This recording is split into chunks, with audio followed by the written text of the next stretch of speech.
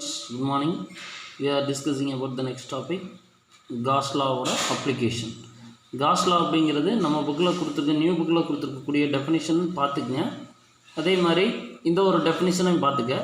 Gauss law எதுக்கு use ஆகுது அப்படின்னு பார்த்தீங்கன்னா எலக்ட்ரிக் ஃப்ளக்ஸுக்கும் net charge enclosed within the surface, ஒரு சர்ஃபேஸ் இருக்குது அப்படின்னா அந்த சர்ஃபேஸுக்குள்ளே எவ்வளோ சார்ஜ் இருக்கோ அதையும் அதோட எலக்ட்ரிக் ஃப்ளக்ஸையும் ரிலேட் பண்ணுறது தான் காஸ் லாவோட யூஸ்.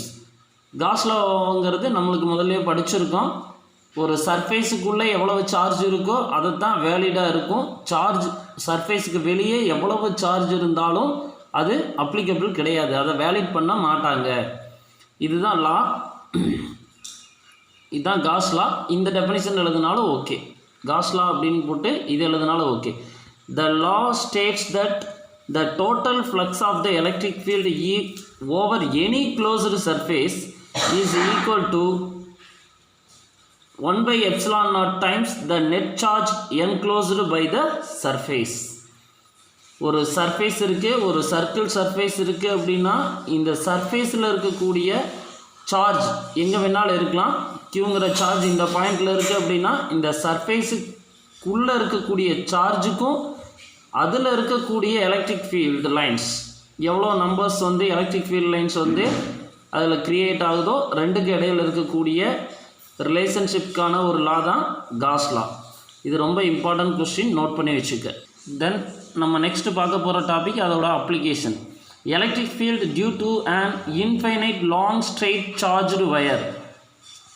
அதாவது இது வரைக்கும் நம்ம பார்த்தது ஒரு பாயிண்ட் சார்ஜை பற்றி பார்த்தோம். இப்போ நம்ம பார்க்க போகிறது ஒரு லாங் ஸ்ட்ரெயிட் ஒயர் அது சார்ஜ்டு ஒயர் இருந்துச்சு அப்படின்னா அதனால் ஏற்படக்கூடிய எலக்ட்ரிக் ஃபீல்டை பற்றி பார்க்குறதுக்கு காஸ் லா ரொம்ப யூஸ்ஃபுல்லாக இருக்குது. அதை பற்றி தான் இப்போ நம்ம பார்க்க போகிறோம். ஒரு uniformly charged wire infinite length எடுத்துக்கிறோம், அதோட லீனியர் சார்ஜ் டென்சிட்டி கான்ஸ்டண்ட்டாக இருக்கணும். இதுதான் ரொம்ப இம்பார்ட்டன்ட் பாயிண்ட். லீனியர் சார்ஜ் டென்சிட்டினா என்ன அப்படின்னு பார்த்தீங்கன்னா charge per unit length.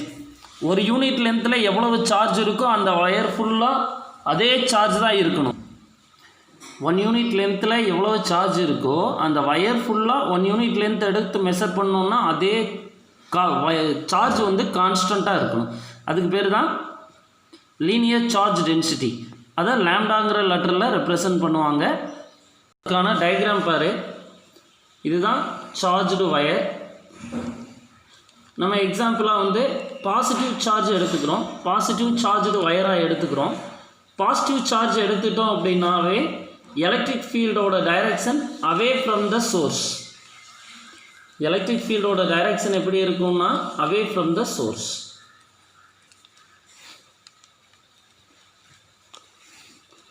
சார்ஜ்லேருந்து away from the source outward டைரெக்ஷனில் இருக்கும், ரேடியலி அவுட்வேர்ட்னு சொல்லுவாங்க. இந்த சார்ஜ்டு ஒயர் இதோட சார்ஜ் டென்சிட்டி சிக்மா அப்படிங்கிறது லாம்டா அப்படிங்கிறத வச்சுக்கிறோம். லீனியர் சார்ஜ் டென்சிட்டி அப்படிங்கிறது லாம்டா அப்படிங்கிறத வச்சுக்கிறோம். அது கான்ஸ்டண்ட்டாக இருக்கணும். இப்போ வயர்லேருந்து ஆர் டிஸ்டன்ஸில் இருக்கக்கூடிய ஒரு பாயிண்ட், ஆர் டிஸ்டன்ஸில் இருக்கக்கூடிய பாயிண்ட் பிங்கிற பாயிண்ட் எடுத்துக்கிறேன். அந்த பாயிண்ட்டை பொறுத்து எலக்ட்ரிக் ஃபீல்டோட டைரெக்ஷன் அவுட்வேர்ட் டைரெக்ஷனாக இருக்கும். இப்போ infinite long straight charged wire எடுத்ததுனால அதோட இந்த இடத்துல அதே ஆர் டிஸ்டன்ஸில் இந்த பாயிண்டில் பார்த்தாலும் அதே தான் இருக்கும். மேக்னிடியூடு எல்லா பக்கமுமே சேமாக இருக்கும். அதனால நம்ம என்ன எடுத்துக்கிறோம் அப்படின்னா ஒரு சிலிண்ட்ரிக்கல் சர்ஃபேஸாக எடுத்துக்கிறோம். இதை நம்ம எப்படி எடுத்துக்கிறோம் அப்படின்னா ஒரு சிலிண்ட்ரிக்கல் சர்ஃபேஸாக எடுத்துக்கிறோம்.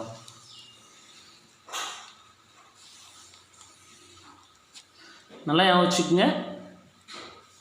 இன்ஃபைனைட் லாங் ஸ்ட்ரெயிட் சார்ஜ்டு ஒயராக இருக்கிறதுனால எந்த பாயிண்டில் ஆர் டிஸ்டன்ஸில் இருக்கக்கூடிய எந்த பாயிண்டில் நம்ம பிங்கிற பாயிண்ட் நோட் பண்ணாலும் அந்த இடத்துல ஈயோட value magnitude of electric field is same, which are all at equal magnitude at all points from the distance or from the wire. or distanceல ஒயர்லேருந்து ஆர் டிஸ்டன்ஸில் எந்த பாயிண்ட் எடுத்தாலும் அந்த பாயிண்டில் எலக்ட்ரிக் ஃபீல்டோட வேல்யூ ஈக்குவலாக தான் இருக்கும். இப்போ நம்ம என்ன பண்ணுறோம் அப்படின்னா ஒரு A1 ஏரியா இருக்கக்கூடிய A1 ஏரியா இருக்கக்கூடிய சார்ஜ் எலமெண்ட்ஸை எடுத்துக்கிறோம். A1 ஏரியா இருக்கக்கூடிய A1 A2 இருக்கக்கூடிய 2 சார்ஜ் எலமெண்ட்ஸ் எடுத்துக்கிறோம். அந்த 2 சார்ஜ் எலமெண்ட்ஸுமே ஆர்லேருந்து சேம் டிஸ்டன்ஸில், அதாவது அந்த Pங்கிற பாயிண்ட்லேருந்து சேம் டிஸ்டன்ஸில் இருக்கிற மாதிரி நம்ம எடுத்துக்கிறோம். நல்லா யோசிச்சுக்குங்க. Pங்கிற பாயிண்ட்லேருந்து சேம் டிஸ்டன்ஸில் இருக்கிற மாதிரி A1 A2ங்கிற 2 சார்ஜ் எலமெண்ட்ஸ் எடுத்துக்கிறோம். சார்ஜ் எலமெண்ட்ஸ்னால் என்ன? சார்ஜுங்கிறது பாயிண்ட் சார்ஜுன்னு சொல்லுவோம். சார்ஜ் எலமெண்ட்ஸ்னால் அந்த எலமெண்ட்ஸ் ஒரு சின்ன பேக்கேஜ் எடுத்துக்கிறோம். அந்த வயரில் ஒரு சின்ன பார்ட் எடுத்துக்கிறோம். அந்த பார்ட்டில் ஈக்குவல் சார்ஜ் டென்சிட்டி இருக்குது அப்படிங்கிறத எடுத்துக்கிறோம். இங்கே நம்ம என்ன சர்ஃபேஸ் எடுத்துக்கிறோம்? சிலிண்ட்ரிக்கல் சர்ஃபேஸ் தான் ஒரு காசியன் சர்ஃபேஸ், அதாவது இமேஜினரி சர்ஃபேஸாக நம்ம இதை பாருங்கள். Considerably uniformly charged wire of infinite length having a constant linear charge density. Let P1 and P2 be a point at a distance r from the wire. E be the electric field at a point P, P1 and P2. Two small charge elements A1 and A2 which are at equal distance from P1 and P2. E is radially outward. Positive charge இருந்துச்சுன்னா radially outward. Magnitude of E is same at all points on the circle of radius r. சர்க்கிளில் வந்து r radius இருந்துச்சு அப்படின்னா அது கண்டிப்பாக வந்து என்னது, ஈயோட value சேமாக இருக்கும். சார்ஜ்டு வயர் பொசஸஸ் எ சிலிண்ட்ரிக்கல் சிமெட்ரி. சிமெட்ரின்னா நம்மளுக்கு சின்ன வயசுலேயே பார்த்துருக்கோம். ஒத்த தன்மை அப்படிங்கிற மாதிரி சொல்லுவோம். அதாவது லைக் தட் சேம், ஒரு பொருள் இருக்குது அப்படின்னா, ஒரு 2 பொம்மை இருக்குது அப்படின்னா அந்த 2 பொம்மையும் பார்க்குறக்கு ஒரே மாதிரியாக இருந்துச்சுன்னா சிமெட்ரிக்கல் அப்படின்னு சொல்லுவோம். அதே மாதிரி தான் நம்ம சூஸ் பண்ணுறது சிலிண்ட்ரிக்கல் சர்ஃபேஸை காசியன் சர்ஃபேஸாக சூஸ் பண்ணுறோம். அதோட ரேடியஸ் வந்து ஆர்னு வச்சுக்கிறோம். அந்த டோட்டல் வயரோட லென்த்து வந்து அந்த காசியன் சர்ஃபேஸோட லென்த்தை என்னென்னு வச்சுக்கிறோம்? எல்னு வச்சுக்கிறோம். இதுதான் கான்செப்ட். அடுத்து நம்ம டோட்டல் ஃப்ளக்ஸ் கண்டுபிடிக்க போகிறோம்.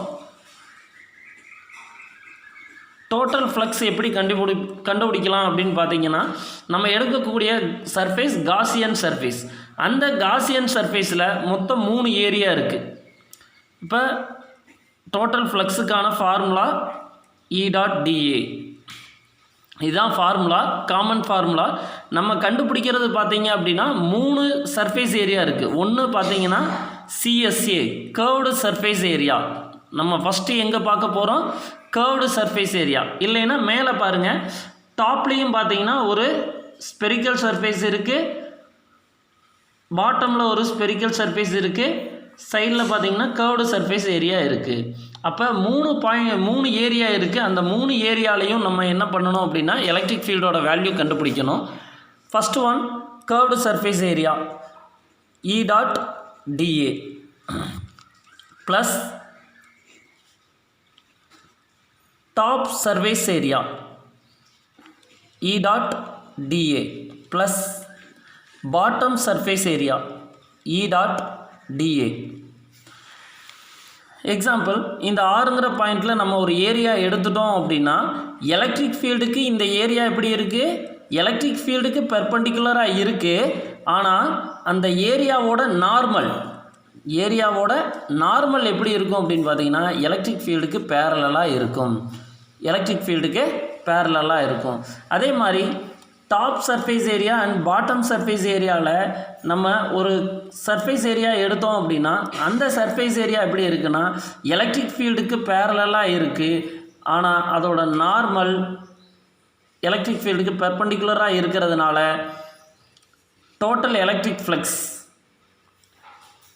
டாப்லேயும் பாட்டம்லேயும் டோட்டல் எலக்ட்ரிக் ஃப்ளக்ஸ் வந்து 0வாக வரும். டோட்டல் நல்லா ஞாபகம் வச்சுக்கோங்க. நம்ம முதல்லே பார்த்துருக்கோம், எலக்ட்ரிக் ஃப்ளக்ஸ் அப்படிங்கிறது நம்ம எடுக்கக்கூடிய ஏரியா வழியாக போகக்கூடிய லைன்ஸாக இருக்கணும். எப்போவுமே நம்ம எடுத்துக்கக்கூடிய ஏரியா எலக்ட்ரிக் ஃபீல்டு லைன்ஸுக்கு பெர்பெண்டிகுலராக இருக்கணும். அப்படி இருந்தால் மட்டும்தான் அந்த சர்ஃபேஸோட நார்மல்னால் அதோட ஆக்சிஸ் வழியாக வரக்கூடிய பெர்பெண்டிகுலர் லைனை தான் சர்ஃபேஸோட நார்மல்னு சொல்லுவோம். அந்த நார்மல் நம்மளுக்கு எலக்ட்ரிக் ஃபீல்டுக்கு பேரலாக வரும். அப்போ top surface area and bottom surface ஏரியாவில் டோட்டல் எலக்ட்ரிக் ஃப்ளக்ஸ் என்னவாக இருக்கும் அப்படின்னு பார்த்தீங்கன்னா 0 ஆயிரும். ஏன் அப்படின்னா நம்ம எடுக்கக்கூடிய சர்ஃபேஸ் எலக்ட்ரிக் ஃபீல்டுக்கு பேரலாக இருக்கும், ஆனால் அதோட நார்மல் எலக்ட்ரிக் ஃபீல்டுக்கு பெர்பெண்டிகுலராக இருக்கும். ஃபார்முலா பார்த்தீங்க அப்படின்னா EDA cos theta, EDA cos theta. இங்கே காஸ் தீட்டானே சப்ஸ்டியூட் பண்ணிக்கங்க. டாப் அண்ட் பாட்டமில் அதோட எலக்ட்ரிக் ஃபீல்டுக்கும் நார்மலுக்கும் இடையில் இருக்கக்கூடிய ஆங்கிள் தீட்டா ஈக்குவல் டு 90. அப்போ காஸ் 90 ஈக்குவல் டு 0. அப்போ டாப் அண்ட் பாட்டம் சர்ஃபேஸ் ஏரியாவில் அதோட டோட்டல் எலக்ட்ரிக் ஃப்ளக்ஸோட வேல்யூ 0 ஆயிரும். இங்கே curved surface area theta equal to 0 வர்றதுனால கர்வ்டு சர்ஃபேஸ் ஏரியா மட்டும் இங்கே கால்குலேட் பண்ணுவாங்க. E into DA, phi E equal to E into DA. இது ஈக்குவேஷன் 1 வச்சுக்க. நம்ம எடுத்துக்கக்கூடிய ஏரியா வந்து சிலிண்ட்ரிக்கல் சர்ஃபேஸாக எடுக்கிறதுனால DA ஈக்குவல் டு 2πRL. அதோட கர்வ்டு சர்ஃபேஸ் ஏரியாக்கான ஃபார்முலா 2πRL. இதை ஃபஸ்ட் ஈக்குவேஷனில் சப்ஸ்டியூட் பண்ணும்போது phi E equal to E into DAவுக்கு பதிலாக எதை சப்ஸ்டியூட் பண்ணுறோம்? 2πRL. இது செகண்ட் ஈக்குவேஷனாக வச்சுக்க. நம்ம கால்குலேட் பண்ணக்கூடிய total electric flux Gauss law படி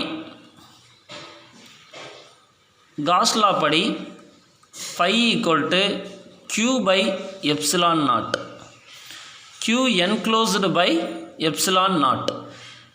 Qவோட வேல்யூ நம்ம சார்ஜ் டென்சிட்டி படி, லீனியர் சார்ஜ் டென்சிட்டி படி கண்டுபிடிக்க போகிறோம். லாம்டா ஈக்குவல் டு, இது தேர்ட் ஈக்குவேஷனாக வச்சுக்க, lambda equal to Q by L, linear charge density, charge per unit length. அப்போ Q வேணும் அப்படின்னா லாம்டா இன்ட்டு L. இது fourth equation.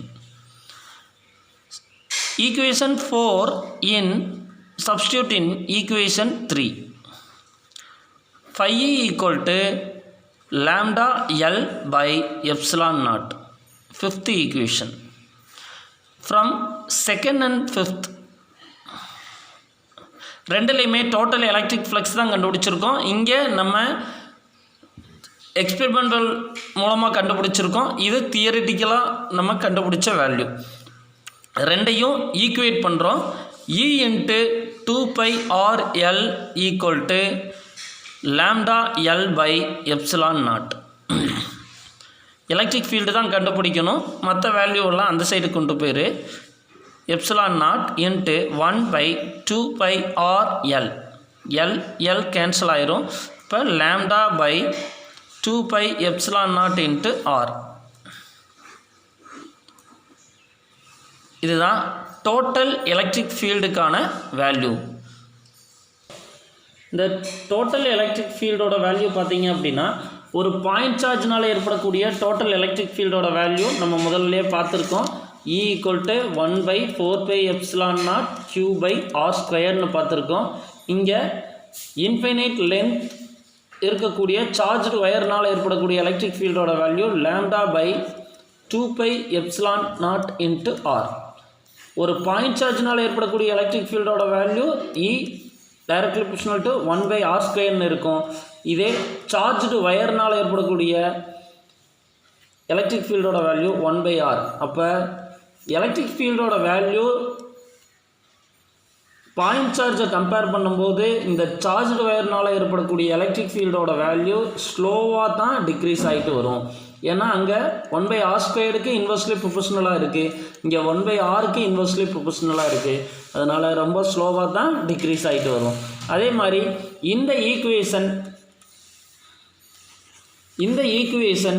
Infinite long straight charged ஒயருக்கு மட்டும்தான் அப்ளிகபிள். இதே ஃபைனைட் லென்த் இருந்துச்சு அப்படின்னா இதுக்கான வேல்யூ வந்து நம்ம மெஷர் பண்ணுறது கொஞ்சம் கடினமாக இருக்கும். அதனால் இது வந்து என்னென்னு பார்த்தீங்கன்னா இன்ஃபைனைட் லாங் ஸ்ட்ரெயிட் சார்ஜ்டு ஒயருக்கு மட்டும்தான் அப்ளிகபிள். தேங்க்யூ.